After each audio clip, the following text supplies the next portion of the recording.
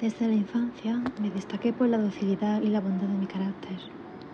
La ternura que abrigaba mi corazón era tan grande que llegaba a convertirme en objeto de burla para mis compañeros. Me gustaban especialmente los animales y mis padres me permitían tener una gran variedad. Pasaba a su lado la mayor parte del tiempo y jamás me sentía más feliz que cuando les daba de comer y los acariciaba. Este rasgo de mi carácter creció conmigo y cuando llegué a la virilidad se convirtió en una de mis principales fuentes de placer. Aquellos que alguna vez han experimentado cariño hacia un perro fiel y sagaz no necesitan que me molesten explicarles la naturaleza o la intensidad de la retribución que recibía. Me casé joven y tuve la alegría de que mi esposa compartiera mis preferencias. Al observar mi gusto por los animales domésticos no perdí oportunidad de procurarme los más agradables de entre ellos. Teníamos pájaros, peces de colores, un hermoso perro, conejos, un monito y un gato. Este último era un animal de notable tamaño y hermosura, completamente negro y de una sagacidad asombrosa.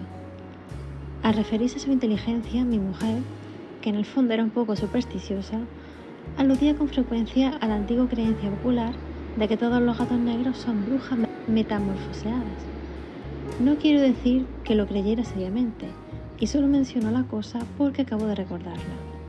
Plutón, que era el nombre del gato, se había convertido en mi favorito y en mi camarada. Solo yo le daba de comer, y él me seguía por todas partes en casa. Me costaba mucho impedir que anduviera tras de mí en la calle. Nuestra amistad duró así varios años, en el curso de los cuales, enroquezco al confesarlo, mi temperamento y mi carácter se alteraron radicalmente por culpa del demonio. Intemperancia.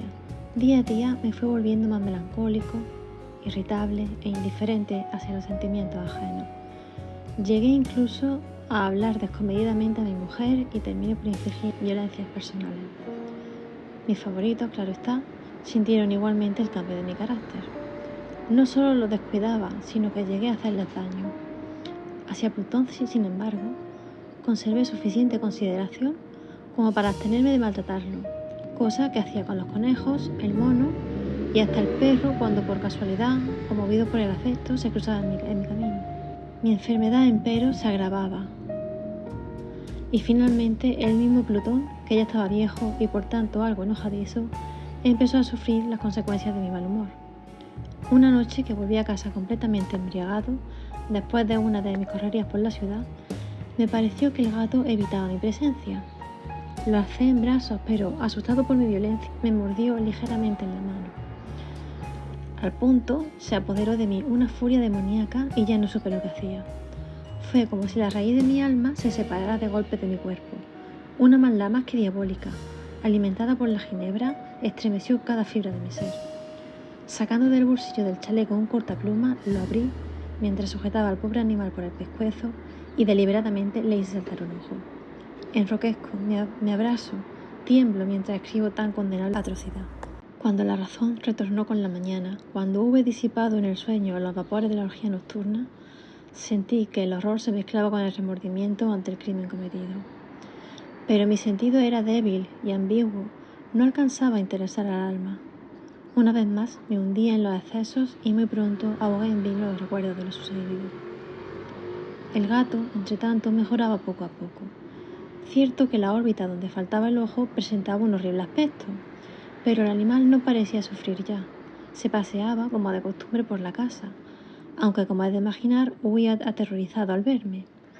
Me quedaba aún bastante de mi antigua manera de ser para sentirme agraviado por la evidente antipatía de un animal que alguna vez me había querido tanto. Pero ese sentimiento no tardó en ceder paso a la irritación. Y entonces, para mi caída final e irrevocable, se presentó el espíritu de la perversidad. La filosofía no tiene en cuenta este espíritu y sin embargo tan seguro estoy de que mi alma existe como de que la perversidad es uno de los impulsos primordiales del corazón humano, una de las facultades primarias indivisibles, uno de esos sentimientos que dirigen el carácter del hombre. ¿Quién no se ha sorprendido a sí mismo 100 veces en momentos en que cometía una acción tonta o malvada por la simple razón de que no debía cometerla? ¿No hay en nosotros una tendencia permanente que enfrenta descaradamente el buen sentido? ¿Una tendencia a transgredir lo que constituye la ley por el solo hecho de serlo? Este espíritu de perversidad se presentó, como he dicho, en mi caída final. Y el insondable anhelo que tenía mi alma de dejarse a sí misma, de violentar su propia naturaleza, de hacer mal por el mal mismo, me incitó a continuar y finalmente a consumar el suplicio que había infligido la inocente bestia. Una mañana, obrando a sangre fría, le pasé un lazo por el pescuezo y lo ahorqué en la rama de un árbol. Lo ahorqué mientras las lágrimas manaban de mis ojos y el más amargo remordimiento me apretaba el corazón. Lo ahorqué porque recordaba que me había querido y porque estaba seguro de que no había dado motivo para matarlo. Lo ahorqué porque sabía que al hacerlo cometía un pecado mortal que comprometería mi alma hasta llevarla, si eso fuera posible, más allá del alcance de la infinita misericordia del Dios más misericordioso y más terrible. La noche de aquel mismo día en que cometí tan cruel acción me despertaron gritos de incendio. Las cortinas de mi cama eran una llama viva y toda la casa estaba ardiendo. Con gran dificultad pudimos escapar de la conflagración, mi mujer, un sirviente y yo. Todo quedó destruido. Mis bienes terrenales se perdieron y desde ese momento tuve que resignarme a la desesperanza. No incurriré en la debilidad de establecer una relación de causa y efecto entre el desastre y mi criminal acción, pero estoy detallando una cadena de hechos y no quiero dejar ningún eslabón incompleto. Al día siguiente del incendio acudí a visitar las ruinas. Salvo una, las paredes se habían desplomado. La que quedaba en pie era un tabique divisorio de poco espesor, situado en el centro de la casa y contra el cual se apoyaba antes la cabecera de mi lecho. El enlucido había quedado a salvo de la acción del fuego, cosa que atribuí a su reciente aplicación.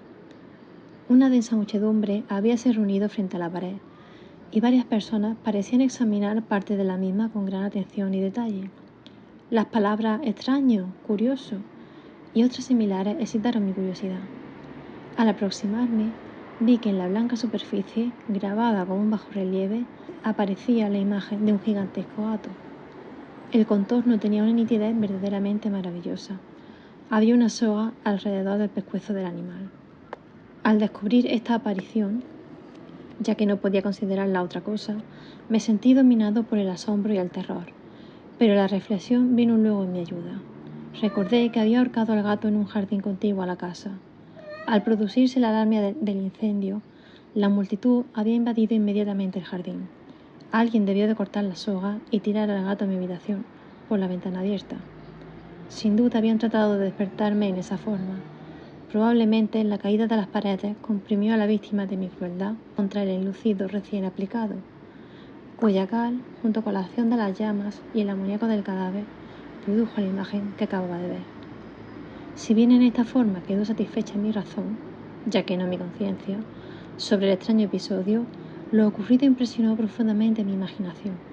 Durante muchos meses no pude librarme del fantasma del gato, y en todo ese tiempo dominó mi espíritu un sentimiento informe que se parecía, sin serlo, al remordimiento. Llegué al punto de lamentar la pérdida del animal y de buscar, en los viles antros que habitualmente frecuentaba, algún otro de la misma especie y apariencia que pudiera ocupar su lugar.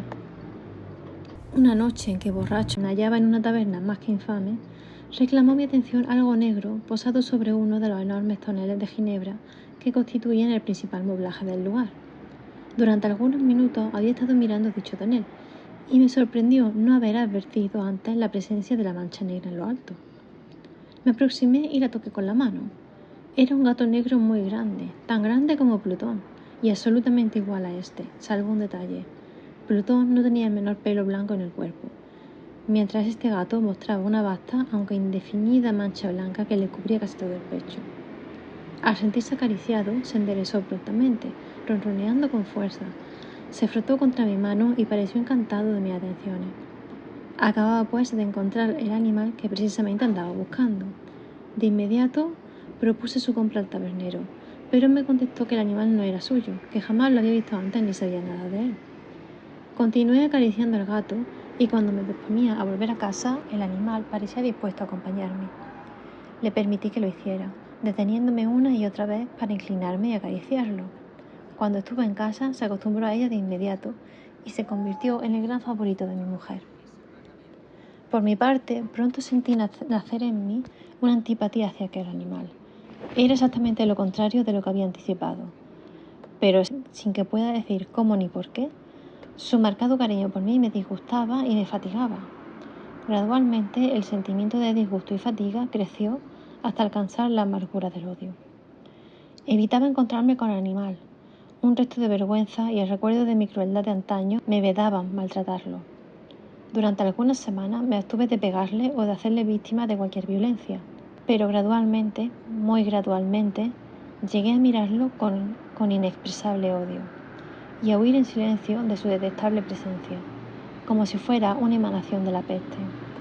Lo que sin duda contribuyó a aumentar mi odio fue descubrir, a la mañana siguiente de haberlo traído a casa, que aquel gato, igual que Plutón, era tuerto. Esta circunstancia fue precisamente la que lo hizo más grato a mi mujer, quien, como ya dije, poseía en alto grado esos sentimientos humanitarios que alguna vez habían sido mi rasgo distintivo y la fuente de mis placeres más simples y más puros. El cariño del gato por mí parecía aumentar en el mismo grado que mi aversión. Seguía mis pasos con una pertinencia que me costaría hacer entender al lector. Donde quiera que me sentara venía a ovillarse bajo mi silla o saltaba a mis rodillas, prodigándome sus odiosas caricias. Si echaba a caminar se metía entre mis pies, amenazando con hacerme caer, o bien clavaba sus largas y afiladas uñas en mis ropas para poder trepar hasta mi pecho.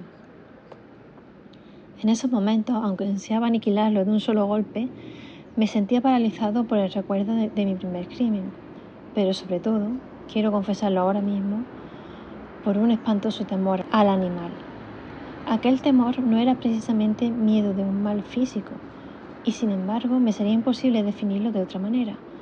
Me siento casi avergonzado de reconocer, sí, aun en esta celda de criminales me siento casi avergonzado de reconocer que el terror, el espanto que aquel animal me inspiraba, era intensificado por una de las más insensatas quimeras que sería dado concebir. Más de una vez mi mujer me había llamado la atención sobre la forma de la mancha blanca de la cual ya he hablado, y que constituía la única diferencia entre el extraño animal y el que yo había matado. Esta mancha, aunque grande, me había parecido al principio de forma indefinida, pero gradualmente, de manera tan imperceptible que mi razón luchó durante largo tiempo por rechazarla como fantástica, la mancha fue asumiendo un contorno de rigurosa precisión. Representaba ahora algo que me estremezco al nombrar, y por ello odiaba, temía y hubiera querido librarme del monstruo si hubiese sido capaz de atreverme. Representaba, digo, la imagen de una cosa atroz, siniestra, la imagen del patíbulo. Oh, lúgubre y terrible máquina de horror y de crimen, de la agonía y de la muerte. Me sentí entonces más miserable que todas las miserias humanas. Pensar que una bestia, cuya semejante había yo destruido desdeñosamente, una bestia era capaz de producir tan insoportable angustia en un hombre creado a imagen y semejanza de Dios. Ay, ni de día ni de noche pude ya gozar de la bendición del reposo. De día, aquella criatura no me dejaba un instante solo. De noche, despertaba hora a hora de los más horrorosos sueños, para sentir el ardiente aliento de la cosa en mi rostro y su terrible peso, pesadilla encarnada, de la que no me era posible desprenderme, apoyada eternamente sobre mi corazón. Bajo el agobio de tormentos semejantes sucumbió en mí lo poco que me quedaba de bueno. Solo los malos pensamientos disfrutaban ya de mi intimidad, los más tenebrosos, los más perversos pensamientos. La melancolía habitual de mi humor creció hasta convertirse en aborrecimiento de todo lo que me rodeaba y de la entera humanidad. Y mi pobre mujer, que de nada se quejaba, llegó a ser la habitual y paciente víctima de los repentinos y frecuentes arrebatos de ciega cólera a que me abandonaba. Cierto día, para cumplir una tarea doméstica, me acompañó al sótano de la vieja casa, donde nuestra pobreza nos obligaba a vivir. El gato me siguió mientras bajaba la empinada escalera y estuvo a punto de tirarme cabeza abajo, lo cual me exasperó hasta la locura. Alzando un hacha y olvidando en mi rabia los pueriles temores que hasta entonces habían detenido mi mano, descargué un golpe que hubiera matado instantáneamente al animal de haberlo alcanzado. Pero la mano de mi mujer detuvo su trayectoria. Entonces, llevado por su intervención a una rabia más que demoníaca, me zafé de su abrazo y le hundí el hacha en la cabeza. Sin un solo quejido, cayó muerta a mis pies. Cumplido este espantoso asesinato, Me entregué al punto y con toda sangre fría a la tarea de ocultar el cadáver. Sabía que era imposible sacarlo de casa, tanto de día como de noche, sin correr el riesgo de que algún vecino me observara. Diversos proyectos cruzaron mi mente. Por un momento pensé en descuartizar el cuerpo y quemar los pedazos. Luego se me ocurrió cavar una tumba en el piso del sótano. Pensé también si no convenía arrojar el cuerpo al pozo del patio o meterlo en un cajón, como si se tratara de una mercadería común, y llamar a un mozo de cordel para que lo retirara de casa. Pero al fin digo lo que me pareció el mejor expediente y decidí emparedar el cadáver en el sótano, tal como se dice que los monjes de la Edad Media emparedaban a sus víctimas. El sótano se adaptaba bien a este propósito.